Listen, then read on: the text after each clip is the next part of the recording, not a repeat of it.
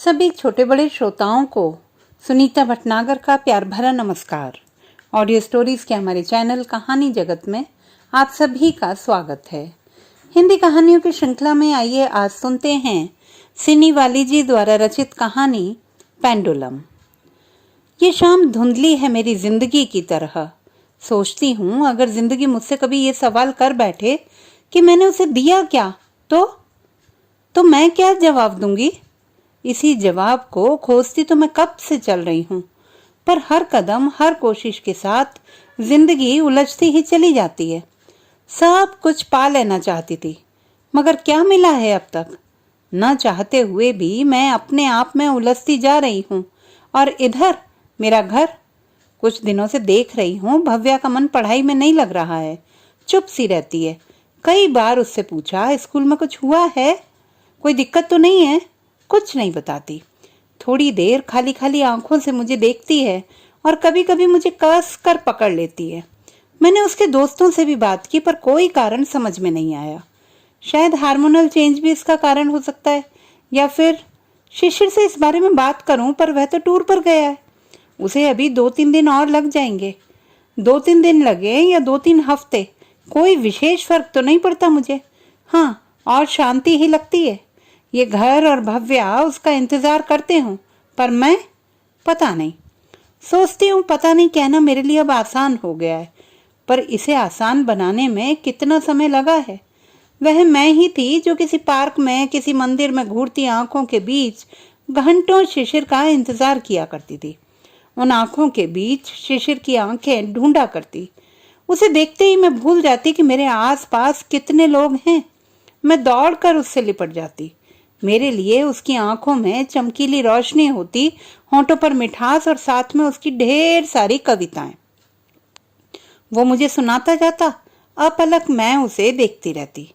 कई बार वह पत्रिका भी साथ लाता जिसमें उसकी कविताएं छपी होती, पर मैं उसका नाम बड़ी बड़ी पत्रिकाओं में देखना चाहती और वह उदास होते हुए कहता, वहां तक पहुंचना आसान नहीं होता। गॉडफादर चाहिए, माथे पर किसी का हाथ चाहिए। कविता कितनी भी अच्छी क्यों ना हो, लिखने से अधिक छपाना मुश्किल काम होता है। मैं उसकी आंखों में कई बार उदासी तैरते देखती। अगर लेखन में दम हो तो आज नहीं तो कल लोग उसे खोज कर पढ़ेंगे, पत्रिकाएं हाथों हाथ लेंगी।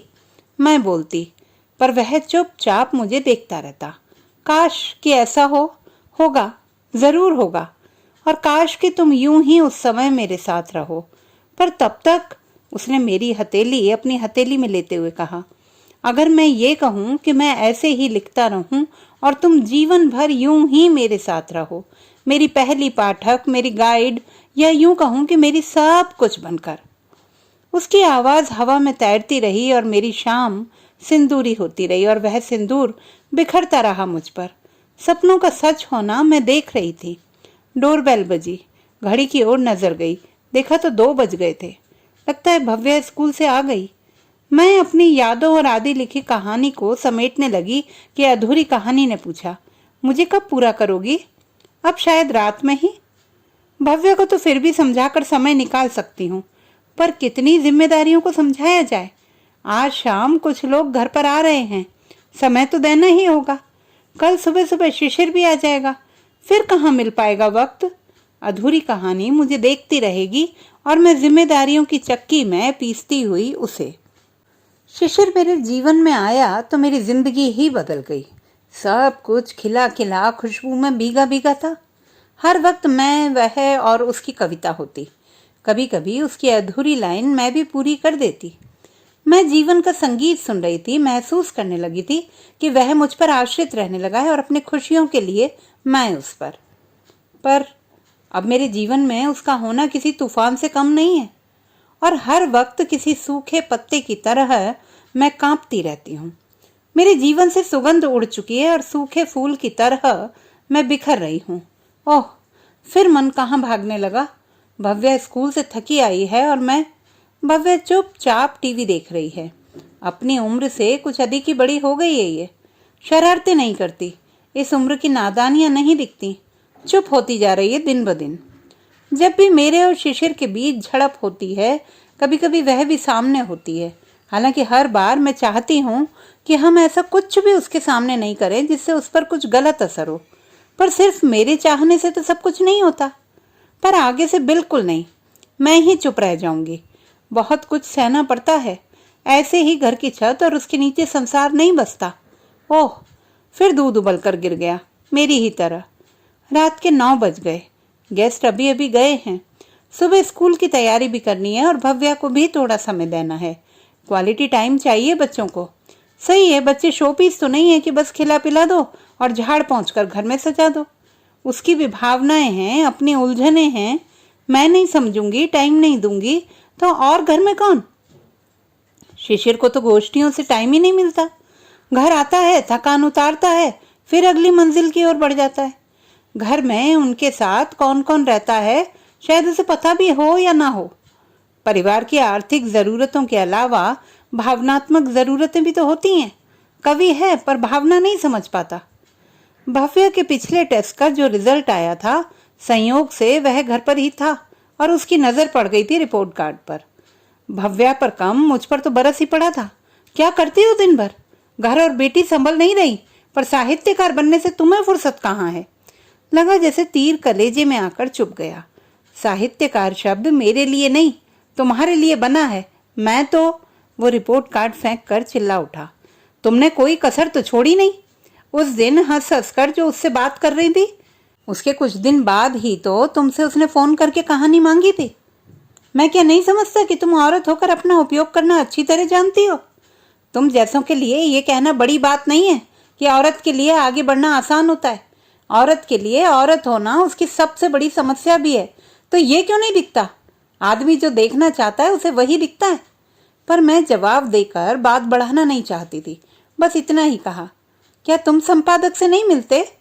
तुम में और मुझ में अंतर है। क्या अंतर है? तुम सज संवर कर जाती हो। ओह, कितनी गिरी हुई सोच है इसकी।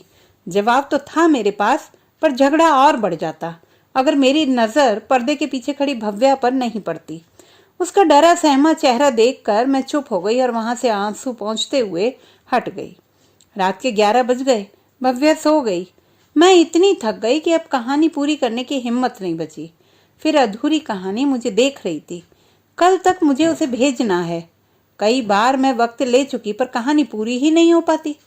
अगर अभी पूरी नहीं हुई तो कल सुबह, दोपहर, शाम, रात तक समय नहीं मिल पाएगा, क्योंकि कल सुबह ही शिशिर आ जाएगा। फिर 2-4 दिन सफर की थकान उतारता रहेगा और घर के खाने का स्वाद लेता रहेगा। कहानी पर काम करते देखकर तो उस समय शायद चुप भी रह जाए, पर रात होते होते कोई ना कोई बहाना लेकर मुझ पर बरस जाता है। महीनों से उसका ये व्यवहार मैं देख रही हूँ। अब तो आंख बंद करके भी ये जान जाती हूँ कि मेरे किस व्यवहार पर उसकी क्या प्रतिक्रिया होगी। सब कुछ कैलकुलेटेड सा हो गया है। ये दर्द क्यों? ओह, ये तो उस दिन शिशिर ने गुस्से में गर्म पानी डाला था।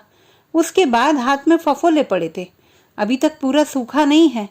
2-4 दिन दवाई लगाई, फिर काम में दवाई लगाने का ध्यान ही नहीं रहा। कहाँ रह पाता है अपना ध्यान? और वह कहता है कि मुझे सजने संवरने से फुर्सत ही नहीं है। एक समय था कि मेरा सजना संवरना उसे पसंद था, खासकर जब किसी गोष्ठी सम्मेलन में जाना होता या किसी संपादक समीक्षक मित्र से मिलना होता। उस दिन वह चाहता कि मैं उसके हिसाब से तैयार हूँ। मुझे भी उसके हिसाब से सजना संवरना अच्छा लगता। सच कहूँ तो कभी कभी मुझे अपने आप से रश्क होने लगता कि दुनिया जिसकी दीवानी है वह मेरा है। उसके साथ चलते हुए मुझे गर्व होता कि मैं इतने बड़े कवि की पत्नी हूँ। सभा संगोष्ठियों में उसके साथ आते जाते धीरे धीरे मैं महसूस करने लगी कि सुंदरता के अलावा मैं उसकी नज़र में और कुछ नहीं रही। मेरी भावना, मेरी खुशी, मेरी ज़रूरत धीरे धीरे शिशिर के आगे बढ़ने के जुनून में सब कुछ खोता चला गया। इस बीच कुछ ऐसे साहित्यकारों से मिली जिन्हें मुझ में मेरी सुंदरता के अलावा और भी बहुत कुछ दिखा। वह थी मेरी लिखने की प्रतिभा। शिशिर की कविता सुनते सुनते न जाने मुझ में लिखने की क्षमता कहाँ छुपी थी कि वह बाहर आ गई। जब उन लोगों ने मुझ पर भरोसा जताया तो मैं भी लिखने लगी कहानी। मेरी कहानी छपने लगी और धीरे धीरे बड़ी बड़ी पत्रिकाओं में भी। मुझे लगता है शायद ऊपर वाले ने हमारी जोड़ी इसीलिए बनाई थी कि हम दोनों एक ही राह के राही बनेंगे। जब मंजिल एक हो तो साथ चलना आसान हो जाता है। घर संसार से मैं समय चुराकर लिखने लगी कहानियां। पाठकों के पत्र और फोन आने लगे। पहले शिशिर के कहने पर जाती थी, अब मेरे लिए भी निमंत्रण आने लगे। पर अब वह मुझे अपने साथ ले जाना नहीं चाहता। कभी कभी शिशिर तय समय से पहले ही मुझे बिना बताए निकल जाता और मैं इंतजार करती ही रह जाती। भव्या के जन्म के बाद औरत की सबसे बड़ी जिम्मेदारी घर और बच्चे को संभालना होता है, ये मुझे शिशिर समझाने लगा था। उसकी परवरिश में कहीं कोई कमी ना रह जाए, इससे जुड़ी किताबें ला लाकर देने लगा। मैं कुछ और पढ़ना चाहती, वह मुझे कुछ और पढ़ाता। फिर भी किसी तरह मैंने अपने सपने को बचाए रखा। एक हफ्ते पहले की ही तो बात है। उस दिन शिशिर घर पर था। भव्या की छुट्टी थी स्कूल में। मैं तैयार होने लगी, संपादक से मिलने जाना था। शिशिर से कहा, भव्या का ध्यान रखना, मुझे लौटने में 3-4 घंटे लग जाएंगे। कहाँ जा रही हो? संपादक एक कार्यक्रम करवाना चाहते हैं इसी शहर में। वह चाहते हैं कि मैं भी हिस्सा लूं। इसी सिलसिले में कुछ। अच्छा, तभी ये सिल्क की साड़ी और लिपस्टिक लगाकर जा रही हो? मैं सब समझता हूँ कहानी कैसे छपती है और कार्यक्रम कैसे होते हैं। मैंने आवाज नीची रखी, क्योंकि आजकल भव्या की गहरी होती उदासी मेरी आंखों में थी। क्या कहना चाहते हो तुम कि तुम सब समझ रही हो?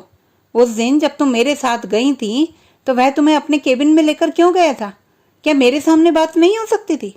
मेरी नहीं तो कम से कम उनकी उम्र का तो लिहाज करो। मुझे बेवकूफ बनाती है। मैं खूब समझता हूँ तुम्हें भी। और गैस पर पानी खौल रहा था हमारी ही तरह। मुझे अंदाजा नहीं था कि वह इस हद तक भी जा सकता है। उसने खौलता हुआ पानी मुझ पर फेंक दिया। ओह, सिर्फ शरीर ही नहीं जला, आत्मा भी जल गई। मेरे भीतर शिशिर नाम जलने लगा, दुर्गंध आने लगी। साड़ी थी, पूरा शरीर तो नहीं जला, पर हाथों पर फफोले पड़ गए, मेरी ही जिंदगी की तरह। वह अगले ही दिन देश के प्रख्यात कवि संगोष्ठी में शामिल होने के लिए चला गया। बहुत रात बीत गई। अधूरी कहानी फड़फड़ाती रही मेरे सामने। मैं भव्या को, उस अधूरी कहानी को और घड़ी के पेंडुलम को देखती रही। तो दोस्तों, ये थी हमारी आज की कहानी। आपको कैसी लगी कमेंट बॉक्स में लिखना ना भूलें। चैनल को सब्सक्राइब करें, लाइक करें और मित्रों के साथ शेयर करें।